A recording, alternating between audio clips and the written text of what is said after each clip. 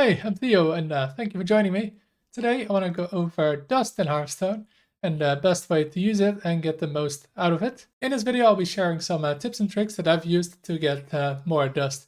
Now, if you like this kind of video, make sure to like, subscribe, leave a comment to help me out. Now, let's get started. My first tip is don't just disenchant cards.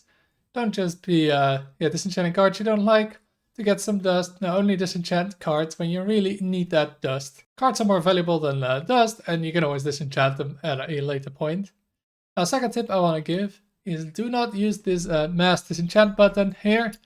It's this one. It's pretty bait because it's a fast way to do this. I'll probably using it if I ever want this dust because it's way too many comments to just do it by hand. But yeah, generally this is not a smart way to go about it because you'll be disenchanting cards that at a later point you might get more dust for. And why is that? Well, the one way to get more dust out of your cards is wait for refunds.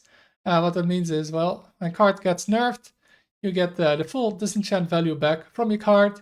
So that means for legendary, instead of 400 dust that you normally get, you get 1600 dust back, which is how much it costs to craft the card.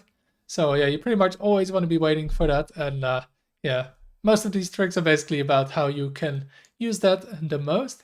Now, you can do that is type a refund in this chat box. Now, we haven't had any recent balance patches, so it's not showing up anything here.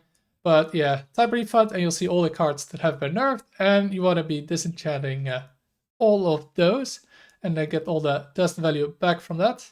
Also, when a card gets refunded, that means every single copy of it gets full dust value. So not just 2 copies you can have in your deck, but every single one.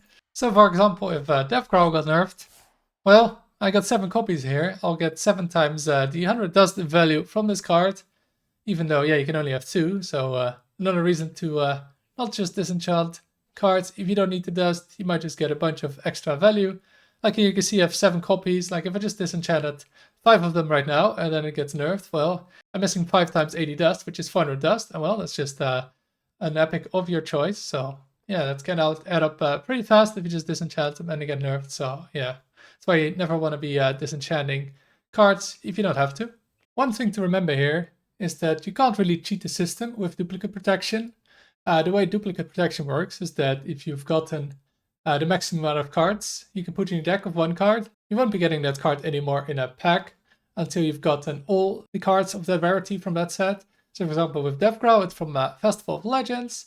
So if you've gotten 2 Death Growls in a pack or crafted it, you will never get Death Growl again in a pack from Festival of Legends until you've gotten all the other rares from the set, and it includes if you disenchant this card, it still will count as if you've had the card. So you can't just go and have every rare of Festival of Legends, disenchant this card, buy a pack, and get an almost guaranteed Death Growl pack. That's not how the system works.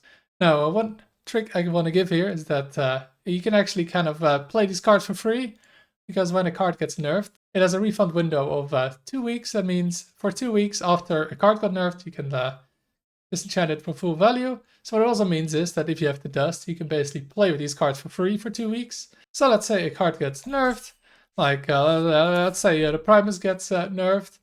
Well, you get 1600 dust back if you just have a normal version, or well, 3200 dust if you have this golden one.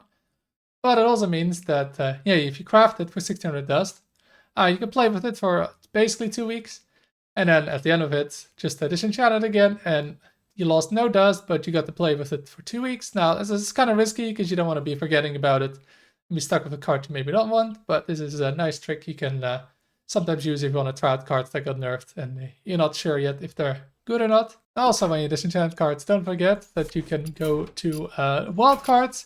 There's a lot of cards in wild that you may have gotten over the years, and maybe not have disenchanted yet. And there is a ton of cards in wild.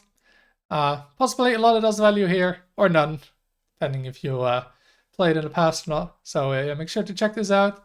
All these cards, if you don't play Twist or Wild, then you have no use for them, so you can disenchant them. And if you play either of those modes, you can still disenchant most of these cards because, in Wild, most cards don't really see play, so you still get a lot of dust value here. And another thing you want to do, of course, with disenchanting cards is, disenchant the bad card first.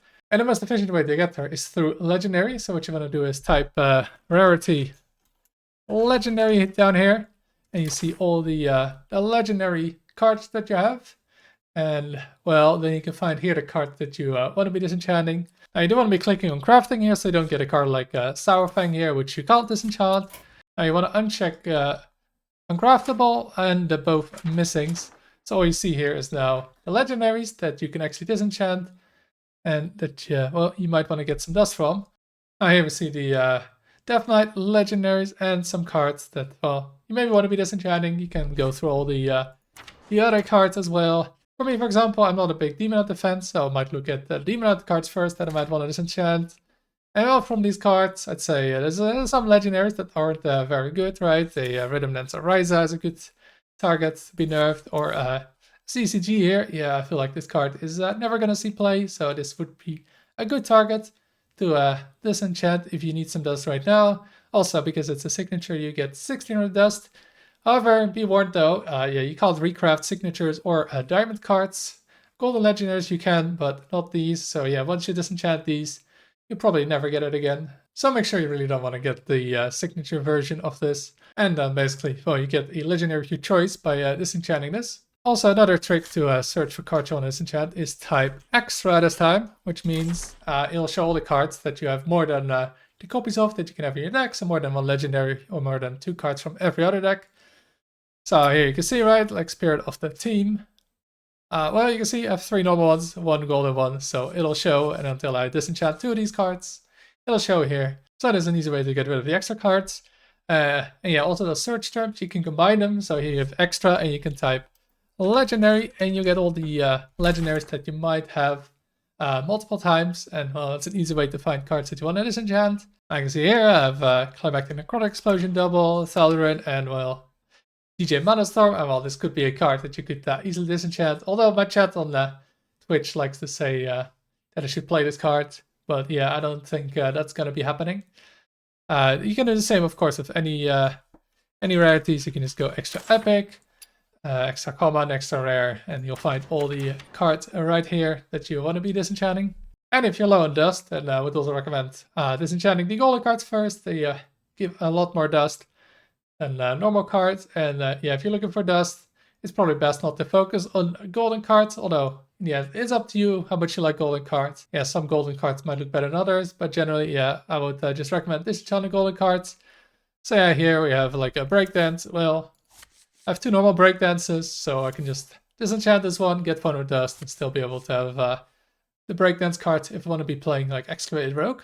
So yeah, these search terms are really the most helpful way to let you find the cards quickly that you actually want to be disenchanting. So make sure to use them, and yeah, don't use the mass disenchant button, as that will just mean that you have less dust in the end.